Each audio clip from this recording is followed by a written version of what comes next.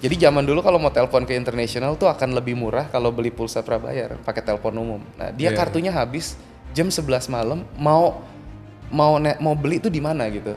Dan waktu itu supaya ada konteks, kita tuh tinggalnya 1 jam lah naik kereta dari pusat kota. Dan toko di situ tutup jam 6 atau jam 9 malam paling telat. Tujuannya untuk saya kembali ke Indonesia untuk bangun komunitas ini dengan harapan ini nanti akan ada pay it forward setelah saya bagi dan saya bantu mereka bertumbuh dan berkembang, dan nanti saya bisa ceritakan banyak tuh teman-teman yang keren banget ya. Kita udah jalan 6 tahun ke-7 sekarang, dan banyak yang bisnisnya berkembang dan akhirnya menjadi perpanjangan tangan berkat Tuhan bagi sesama. Entrepreneur di Indonesia saat ini hanya kurang lebih 3%-an guys. Padahal masih sangat dibutuhkan dengan jumlah penduduk yang ada di Indonesia ini. Kemajuan ekonomi di suatu negara tidak luput dari peranan para pengusahanya, para wirausaha entrepreneur yang perlu ditingkatkan. Saya Jimmy Untoro, dalam satu cerita untuk Indonesia kita akan ngobrol asik dengan seorang yang menggeluti dunia entrepreneur, yaitu Bro Clement Raharja, founder daripada The Entrepreneur Society. Jadi kalau kita ngelihat ya Bro Clement dari Australia, Melbourne, berapa tahun? 12 tahun lebih ya. Lumayan. Lalu balik ke Indonesia. Biasanya orang udah sana 12 tahun, established, males lah balik ke Indonesia ya. What make you think I just want to come back? Satu sebenarnya ya karena papa kangen. Oh gitu ya? Iya, terus dibilang katanya, udah lu di sana nggak nikah katanya, udah pulang sini ya udah. Gak nikah. Tapi karena udah ngerantau Nah, kita akan lama ya. rubah topiknya nih ya. Entrepreneur and dating. Oh ya, waduh. Gimana? Tapi memang ya karena sebenarnya ngelihat karena kita lama ngerantau di sana, dulu banyak terlibat juga dalam banyak komunitas di sana. Jadi ada Ikatan Australia Nusantara, ada AIA, Australia Indonesia Youth Association. Itu banyak yang justru malah mengajarkan culture Indonesia. Kita jadi native speakernya kalau ke SD, SMP gitu, kita jadi Really? native speaker yang ngajarin Untuk buat orang-orang Australia, yes gitu. Dan Wow. mereka sangat interested dengan culture kita. Ada ngeliat kayak gitu, ada beberapa teman-teman yang kulit putih gitu kan, mereka bisa nyanyi Salatulo lengkap, terus tari saman, jauh lebih hebat dari saya, malu jadi orang Indonesia. Tapi ya mulai dari situ akhirnya nasionalismenya terbentuk. Justru sebenarnya kalau ngelihat, makanya kenapa balik ke Indonesia ya karena emang punya satu impian untuk ngebangun lah bareng-bareng di sini. Iya. Jadi you waktu itu I assume terbang ke Aussie, belajar, Kuliah, lulus, betul. kuliah, Yes. and then establish your business di sana. Kerja dulu, Kerja di sambil sana. mulai ngerintis sampai akhirnya ya gitu. Terus Jadi, bisnis full time. Oke, lalu balik di sana open business atau open business di Indo? Oh di sini, di sana. Di sana udah buka bisnis, lalu move semuanya ke sini itu ya? Enggak, beda lagi itu transisi ulang. Oke, iya. Kisah awalnya tuh dulu sebagai anak rantau. Sebenarnya fokusnya tuh untuk waktu saya pertama kali ke sana saya nggak punya temen, nggak kenal siapa-siapa. Dijemput dari kampus dan itu hari terakhir pendaftaran. Nah dari situ justru ada satu orang yang terlambat sama kayak saya karena visanya telat keluar. Tapi dia dari Medan, dijemput bareng nih di mobil bareng. Saya waktu itu dianterin sama mama. Nah itu benar-benar di situ baru kenalan teman pertama. Dan kita nggak tahu apa-apa, pertama kali ke Melbourne nggak ngerti sama sekali. Dan di situ justru temen ini punya temen lagi yang udah datang 2 minggu sebelumnya yang ngebantuin saya transisi. Akhirnya singkat cerita di semester kedua saya volunteering karena semester pertama tuh dibantuin sama dia nyari kosan, kendaraan umum, lapor konsulat jenderal, buka bank, and all that inilah. Semuanya lah akhirnya adaptasinya, transisi, nyari kosan juga segala macam, nyari kerjaan pertama juga kan dibantuin sama dia. Jadi benar-benar mulai semester kedua ya udah volunteering dan tanpa sadar justru dari situ akhirnya kebentuk ada komunitas anak rantau. Tujuannya di Melbourne. Komunitas anak rantau. Iya, semua yang international students. Apa yang dilakukan semuanya tuh? Supaya mereka bisa transisi. Jadi minimal ada punya teman tadi. Karena sebagai anak rantau, orang tua jauh di luar kan. Akhirnya jadi dari situ, dari komunitas anak rantau itulah mulai terbentuk lini-lini bisnis. Iya. Dan itu yang justru kita coba lakukan lagi, replicate di sini gitu. Jadi waktu saya ngelihat portfolio you ya, journey you ya. Jadi dari membangun komunitas anak rantau di Melbourne, Betul. sampai membangun di Indonesia Entrepreneur Society. Yes. Bisa ceritakan nggak bridgingnya gimana dari perantauan sampai Entrepreneur Society? Oke, sebenarnya kalau dibilang by God's grace. Jadi waktu pas pertama kali ke sana tadi nggak punya temen, tapi karena justru saya dibantuin sama, kalau saya selalu bilang ya kita harus berteman yang tulus dengan siapapun, kapanpun dan dimanapun karena Kita nggak pernah tahu Tuhan mau pakai siapa sebagai malaikatnya untuk nolongin kita. Waktu saya di semester pertama atau semester kedua itu saya pernah sempat harus masuk rumah sakit. Yang nolongin itu temennya temen yang punya mobil. Jadi makanya kalau sesama anak rantau harus saling jaga seperti itu. Nah dari situ akhirnya jadi terbentuklah with that culture satu komunitas yang akhirnya kita pertama dari setiap minggu ngumpul bareng, belajar bareng, jalan bareng, akhirnya keliling-keliling ngeliat tempat bareng. Sampai akhirnya mulai ngerintis bisnisnya ya semua yang bisa ngebantu mereka. Jadi sharing sedikit ya. Nah, please. Pas lagi waktu di awal di akhir semester kedua itu kan karena saya habis volunteering kan kita Ini bagi di Melbourne nih ceritanya. Melbourne, di kampus. Di kampus, oke. Jadi bagiin kartu nama sama anak-anak, terus nganterin mereka cuman nganterin keliling doang nih. Oh di sini ada fakultas ini dan sebagainya. Tapi pada saat akhir semester tersebut, salah satu yang saya bagi nomornya itu kan jadi kayak anak apa ya disebutnya, anak binaan lah, bukan anak binaan, adik kelas gitu kan. Dia nelpon dari Malaysia, malam-malam nelpon urgently, dia bilang katanya suara sesenggokan kehabis nangis, dia bilang saya harus telepon orang tua saya, dia bilang gitu. Kartu saya habis. Zaman dulu kalau anak-anak milenial mungkin nggak tahu kali ya kalau ngomongin kartu telepon, pulsa yang digesek gitu kan. Pada nggak kebayang kalau saya cerita saya mesti jelasin tuh. Cuman jadi zaman dulu kalau mau telepon ke internasional tuh akan lebih murah kalau beli pulsa prabayar pakai telepon umum. Nah, dia kartunya habis jam 11 malam mau beli itu di mana gitu. Dan waktu itu supaya ada konteks kita tuh tinggalnya 1 jam lah naik kereta dari pusat kota. Dan toko di situ tutup jam 6 atau jam 9 malam paling telat. Kalau yang di pusat kota sampai jam 12 malam. Nah ini udah jam 10, jam 11an kan. Saya bilang kalau dia naik kereta ke kota belum tentu tokonya masih buka. Akhirnya saya kasih tuh kodenya saya, pin saya. Ini kamu pakai dulu. Dia suara sesungguhkan habis nangis. Bilang urgent mesti telepon orang tua. Ya gimana kalau disuruh pergi beli kesian gak tega gitu kan. Dari situ justru timbulnya apa? Model bisnis pertama. Jadi setiap di awal semester saya bisa bantuin mereka apa? Mereka pasti semua butuh untuk nelpon orang tuanya, pacarnya, temennya di negara asal kan. That was my first business. Jadi Entrepreneur Society didirikan di Melbourne atau bukan. di Jakarta? Konsepnya serupa tapi tak sama. Nah yang saya selalu ajarkan, kita tuh peluang ada di mana-mana. Ini esensi kewirausahaan. Tapi yang terpenting gimana cara cari peluangnya, itu adalah fokus untuk bantu orang lain terlebih dahulu. Rezekinya akan datang di kemudian. Maksudnya apa? Pada saat saya di Melbourne, saya bikin komunitas anak rantau. Target pasarnya anak rantau. Bisnisnya saya bantu anak-anak rantau dari kartu telepon, tour and travel, kos-kosan, sampai akhirnya jadi dulu properti juga di sana untuk orang tua murid yang pada mau invest. Mulanya dari situ. Segmentasi pasarnya. Nah, begitu balik ke Indonesia, saya pikir udah banyak ngurusin anak rantau. Saya pengen kalau punya teman-teman yang satu vibrasi. Karena waktu balik ke sini kan teman-teman SMA dulu udah pada hilang kontak, udah mungkin nggak nyambung ya kan. Akhirnya saya pengen bikin komunitas ya mulai dari teman-teman, tapi kita ngomonginnya tuh gimana caranya yang positif, bisnis, mengembangkan usaha dan sebagainya. Saya punya sedikit knowledge yang saya bagikan buat mereka. Dan itu yang jadi gulanya sebetulnya. Akhirnya yang jadi kurikulum dasarnya yang udah dibukukan, yang akhirnya seiring berjalannya waktu itu yang saya bagikan terus gitu kan. Dan justru ini sifatnya komunitas di mana pengusaha yang punya etikat baik.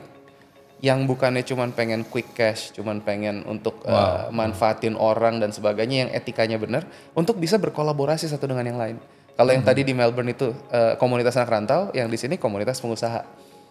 Arahnya ke situ, similaritiesnya ke sana benang merahnya. Jadi objektif daripada Entrepreneur Society sendiri apa? Visi kita tuh untuk mempersatukan Indonesia tanpa diskriminasi. Mempersatukan pengusaha atau Indonesia tanpa mulainya dari pengusaha. Jadi mensejahterakan rakyatnya melalui pengembangan ilmu, edukasi, inspirasi dan peluang dalam dunia kewirausahaan.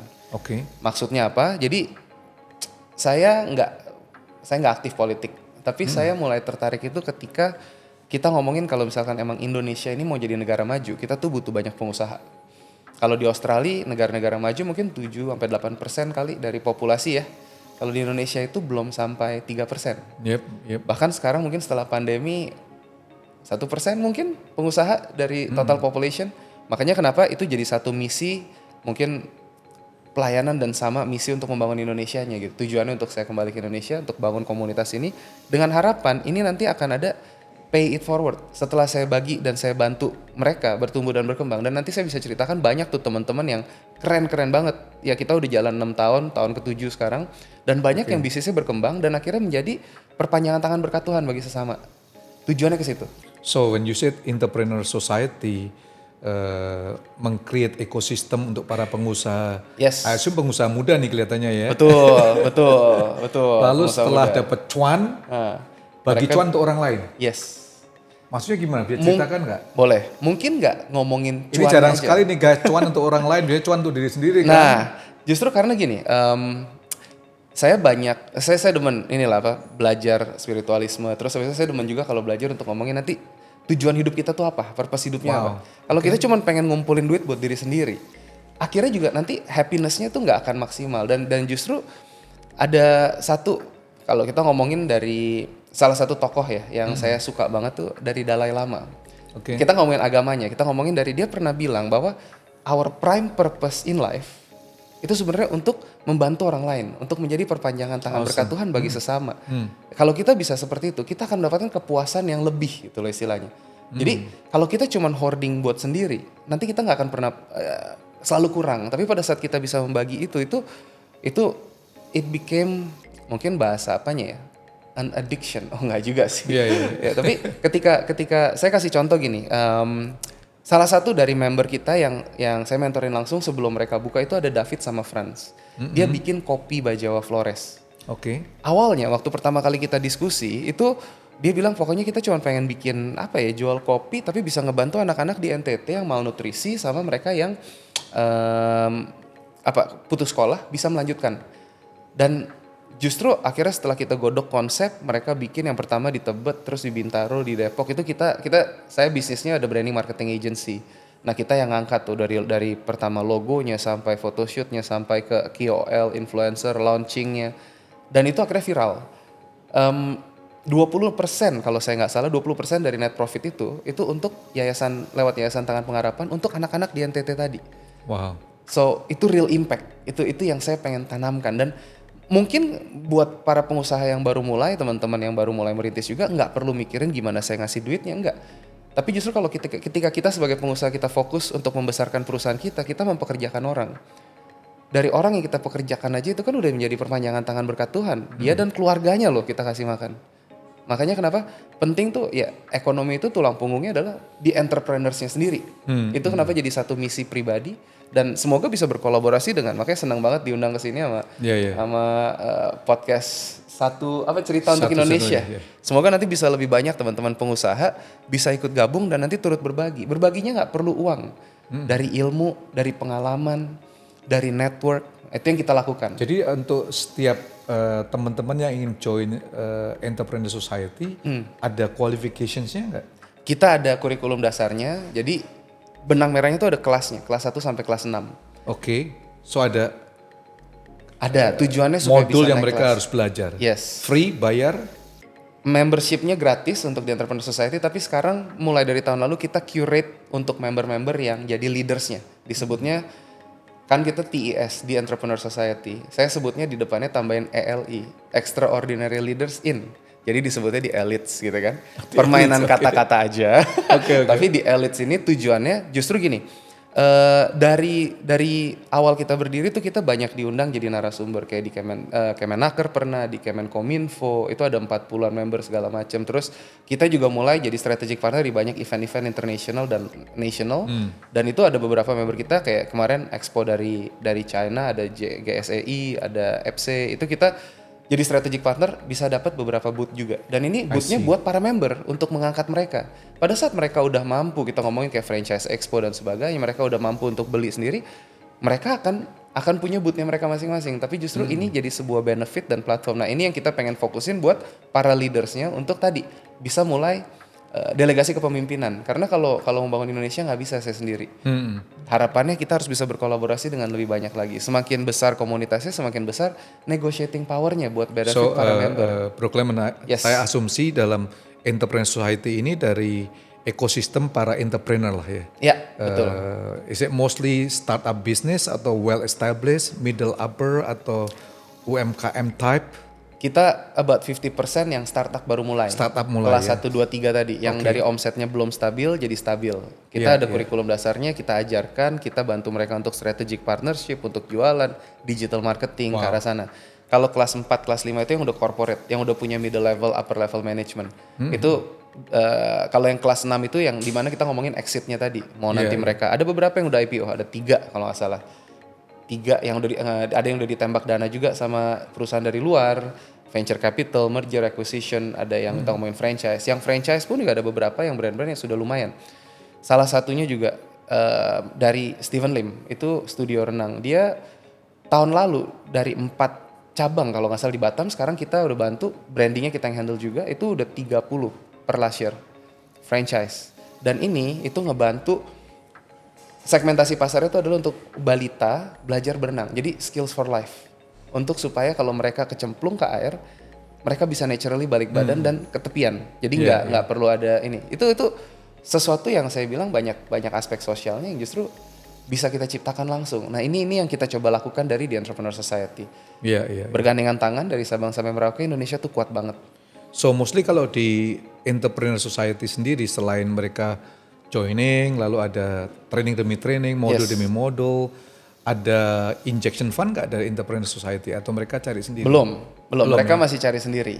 Belum. Oke. Nah memang kalau kita ngomongin, saya punya beberapa fase yang saya punya impian kita, arahnya di Entrepreneur Society mau kemana. At the end of the day ya mungkin bisa dari yang sudah kelas 4, 5, 6 ini, kita bisa mungkin nanti jadi koperasi, harapannya bisa ngebantu adik-adik kelasnya, minimal dari ilmunya, kalau misalkan enggak untuk funding itu kita bisa, karena kan lebih sosial ya, arahnya ke sana. Dan kita juga lagi mau bentuk yayasan supaya bisa ngebantu lebih banyak UMKM, jangkauannya lebih luas gitu. Harapannya ke sana. Semoga bisa suatu saat nanti kita juga bisa bikin sekolah yang lebih ke arah untuk mendidik teman-teman jadi intrapreneur. Dimana kayak kita sekarang udah kerjasama dengan banyak university. Kemarin tanda tangan dengan UPH, UBM, UMN dan yang lain-lain untuk penerimaan mahasiswa magangnya ke member-member dari The Entrepreneur Society. Itu udah penyaluran langsung. Harapan ya kalau misalnya kita bisa nanti membantu persiapan mungkin dari ya work ethic dan sebagainya, itu akan jauh lebih sustainable lagi. Jadi Bro Clement, kalau kita ngelihat ya dalam bonus demografi ini, saya asumsi saya teman-teman di Entrepreneur Society is millennial generation lah. Nah kita ngelihat dalam nggak gampang lah menjadi seorang entrepreneur. Paling enak kan lulus, lalu jadi profesional, terima gaji, 5 o'clock, siesta, just do my own things. Kalau seorang entrepreneur kan tantangannya boleh dikatakan 24/7 lah ya. Bagaimana you mengedukasi teman-teman Gen millennial ini sampai Gen Z yang seringkali disebut sebagai strawberry generation. Nggak gampang Pak. Tapi memang kalau mulai, yang paling dekat saya dengan tim saya sendiri deh. Saya selalu bilang, justru teman-teman, kalau teman-teman kerja di sini, kayak seperti Jack Ma bilang kan, ketika kita di umur 20-an tuh jangan mikirin berapa banyak yang kita kerjakan apa segala. Justru kamu bisa kerjain, nggak usah ngomong idealisme, tapi belajar dan kerjain yang banyak supaya kamu bisa gali potensi diri kamu. Dan itu yang saya ajarkan. Dimana kalau ngomong mau kerja di sini, saya selalu ngomong tuh pahit-pahitnya. Ya, kinerja di sini 24/7 gitu. Kalau mau grow bareng-bareng sama kita 24/7 itu saya ngomong sama tim. Karena kita ngomongin, contoh kalau di Entrepreneur Society lagi ada event on the weekend. Kalau lagi expo Jumat, Sabtu, Minggu. Kalau mau expectationnya 9 to 5 nggak bisa berkembang. Tapi justru siapa yang bertahan di sini itu akan ditempa jadi pemimpin-pemimpinnya. Dan kalau misalkan kita mau ngomongin, ini sempat saya di TikTok saya pernah bahas juga ada tentang quiet quitting topiknya. Quiet quitting. Quiet quitting. Ini lumayan trending di tahun lalu apa kalau nggak salah gitu kan. Jadi yang tadi kalau biasanya kita dipercaya dikasih kerjaan lebih banyak, gaji nggak naik katanya gitu. Ngapain kita kerjain yang bagus, sudah kita diam-diam aja, pura-pura jadi borderline generation. Strawberry tadi kan. Jadi kerjain sesuai job scope, nggak mau ngerjain lebih, nggak mau belajar lebih, ya udah segitu aja. Tapi kalau ngomongin, kalau kamu pengen jadi pemimpin, pengen jadi leader, pengen nanti karir kamu naik, kalau kamu nggak mau upgrade diri, piye? Nggak bisa dipercaya, piye gitu kan? Mau seumur hidup cuma jadi admin tok gitu kan? Itu yang saya bilang gitu kan. Jadi kita dulu waktu saya di zaman kerja, saya sempat kerja waktu di Melbourne masa perantauan tuh dari KFC. Itu dari kasir, ngubek-ngubek ayam, sampai akhirnya bikin burger, sampai naik ke shift manager, ke asisten sampai restaurant manager, sampai terakhir karir saya tuh terakhir itu di area manager di Melbourne. Wow. Itu area training yang mimpin toko teramai di Melbourne CBD. Nah kalau kita ngomongin kayak gitu, itu setiap 6 bulan tuh bisa naik pangkat. Karena apa? Saya ngerjain modul tuh di luar jam kerja. Habis selesai shift, saya invest waktu saya untuk belajar lagi. You mau nggak naik seperti itu? Kalau anak-anak muda zaman sekarang terus maunya cuman yang kayak balance, work life balance dan sebagainya, ya karirmu mau sampai mana? Gitu kan? Sebagai pengusaha, apalagi kalau kita ngomongin, pikirin impiannya, dan hidup kita ini pendek. Kalau hidup kita ini nggak dimaksimalkan, sayang banget gitu loh. Kita cuma punya waktu berapa lama sih? Kita ngelihat gitu kan. Kalau di Alkitab tertulis kayak 70-80 tahun. Gitu Iya. Kalau dari pengalaman you sendiri ya, Bro Clement ya, teman-teman member daripada Entrepreneur Society ini, berapa persen sih sukses, berapa persen mengalami challenge of failure? Wah, itu kalau untuk ngomongin pasti ada orang-orang yang mungkin kalau dibilang chance-nya percentage wise, let's say 60-40, 70-30. Oke. Yang fail besar ya. Maksudnya bukan seperti kita tujuannya tuh untuk meminimalisir, tapi unfortunately kita nggak bisa paksa semua orang untuk sukses. Contoh, saya pernah mentorin ada satu pengusaha, dia jualan ngambil dari pabrik, sebut abon gitu kan. Saya bilang harus diganti repackaging, terus kita bisa bikin nanti varian segala macam. Tapi 5 tahun kemudian tidak pernah dilakukan, masih tetap dua kaki, masih tetap profesional karena tidak berani keluar dari zona nyamannya atau mungkin punya tanggung jawab. Saya nggak bisa judgement juga. Cuman sayang, jadi margin dari itu kan ngambil masih yang packagingnya yang masih pakai label fotokopian gitu di atas itu kan, tau kan ya, kebayang ya. Jadi kalau bisa kita bikin packaging yang proper, itu mungkin bisa suatu saat jadi ekspor gitu quality. Tapi ya sekali lagi kalau dikasih PR nggak dikerjakan, ya bisnisnya tidak akan bisa berkembang. Gimana caranya gitu? Unfortunately it has to come dari diri mereka masing-masing. Makanya kalau dibilang sebenarnya bisnis itu simple, tapi tidak mudah. Karena mesti konsisten tadi gitu kan. Kalau kita mau ngomongin sama seperti ngurusin badan gitu. Saya setahun yang lalu 120 kilo. Yang bener, wow. Iya, ini lagi ngurusin sekarang setahun yang lalu. Setahun yang lalu. Sekarang 91, 30 kilo. 24 kilo dalam 3 bulan. Kalau udah niat, bisa. Niatnya dulu.